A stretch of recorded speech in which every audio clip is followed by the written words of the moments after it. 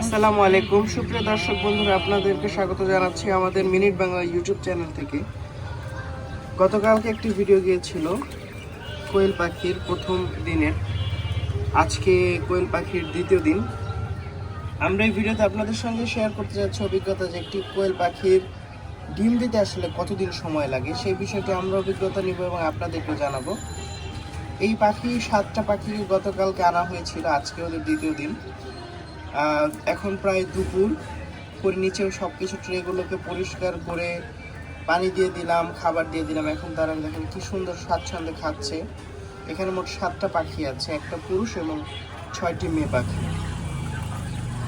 দেখুন কি সুন্দর করে পাখিগুলো খাচ্ছে। আজকে পাখিগুলোর দ্বিতীয় দিন এবং আসলে অনেকে জিজ্ঞেস করেছেন যে কোয়েল পাখি পালনে কোনো ধরনের ঔষধ লাগে কিনা এবং কী খাওয়াচ্ছেন।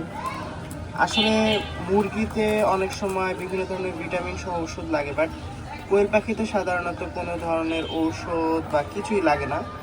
এবং খাওয়াচ্ছি আমরা হচ্ছে রেডিমিক্স একটা খাবার পাওয়া যায়, যেটা হচ্ছে ভুট্টা ফিড সহ আরও বিভিন্ন ধরনের জিনিস মেশানো। সেই রেডিমিক্স খাবারটা কিন্তু আমরা আসলে কোয়েল পাখিগুলোকে দিচ্ছি। ওদের খুবই পছন্দের এই খাবার।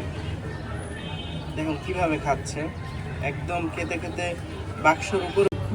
আসসালামু আলাইকুম সুপ্রিয় দর্শক বন্ধুরা, আপনাদেরকে স্বাগত জানাচ্ছি আমাদের মিনিট বাংলা ইউটিউব চ্যানেল থেকে।